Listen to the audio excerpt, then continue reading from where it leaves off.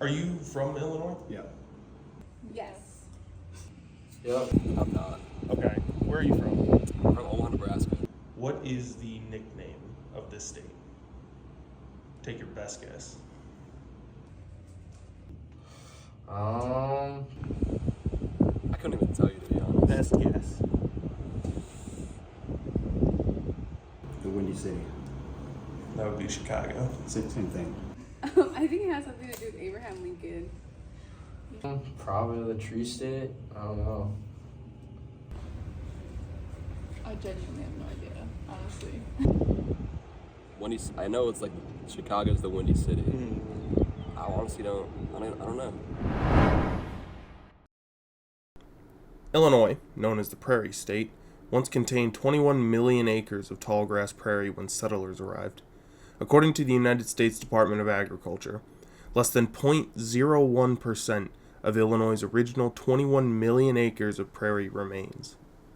This raises some very important questions. Why did this happen? Why should we care? And what can we do? Go ahead and state your name and your profession for the school. So I am Chris Wells, and I teach Parks and Recreation Leadership here at Aurora University. Awesome. Dr. Wells, where do you think prairie destruction ranks in the list of problems facing Illinois today? That's a tough question. The Illinois Department of Natural Resources site about prairies says that at one time in 1820, we had 22 million acres of prairie. By 1978, we had 2,300 acres. So most of the destruction has already happened. So when you compare that to other things, other challenges in the state of Illinois, like housing, food shortages, healthcare, education, it's difficult to say that prairies are one of our biggest problems, but there's still something we need to keep in mind and on par with all of those other issues that we're facing in the state. And historically, that's nothing new. And the challenge is to convince people that they're all important and how do we give them equal attention. Very well said. Do you believe that the destruction of our native grasslands is attributing to climate change in our state? And do you believe also that it's affecting animal migration as well? So I would say the destruction of prairies are contributing to climate change, but it's been happening from a long time ago. Like I said, DNR says in 1978 we only had 2,300 acres of pristine prairie left. I think what's contributing to climate change more now are what's replaced those prairies. Cars, malls, things that produce emissions that are contributing to climate change. I don't know, there would be an interesting study, is to say if we took all of those things away and restored it to prairie, would that fix it? I don't know where the balance is between the destruction of prairies and the emissions we're creating with what replaced those prairies. How many acres do you think a typical Walmart store, not the parking lot, just the building takes? 5, maybe 6 acres? You're right on, 6 acres. Jeez. So in Illinois, we have 161 Walmarts. That's a lot of acreage in Walmart. That doesn't include the parking lot. Just to have a place to go buy groceries, that's what we're allocating in terms of ground or land space.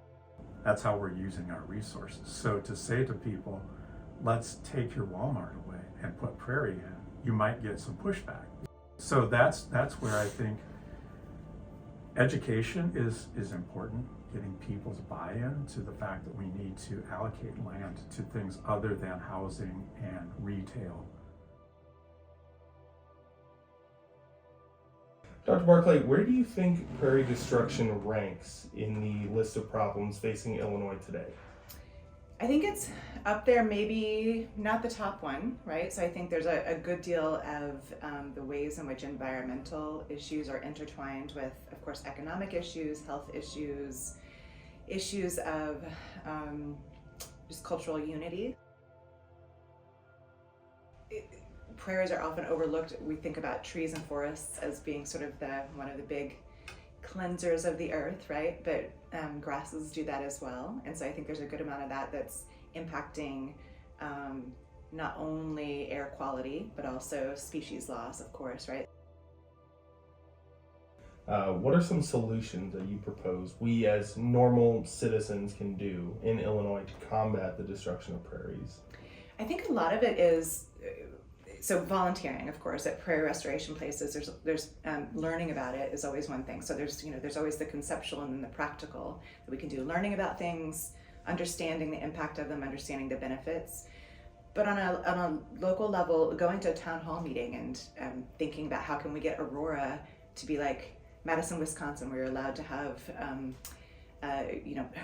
have prairie grasses in your yard, right? Allowed to have habitats growing. You don't have to have a mowed lawn that you're going to get ticketed for if you're in an HOA or just by the city, right? If you can allow indigenous plants to grow and have species that are native to Illinois and that are prairie grasses, right?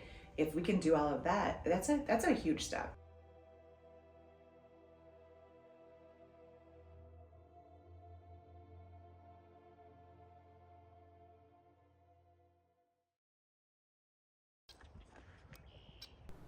Our state cannot live up to our nickname if we no longer have prairies within our borders. And most people have only seen prairie grasses on the side of railroads or highway turnpikes. But by raising awareness about the importance of this ecosystem and taking action to protect it, we can ensure that future generations of both humanity and wildlife can enjoy the beauty and benefits of Illinois' once vast ocean of tall grasses.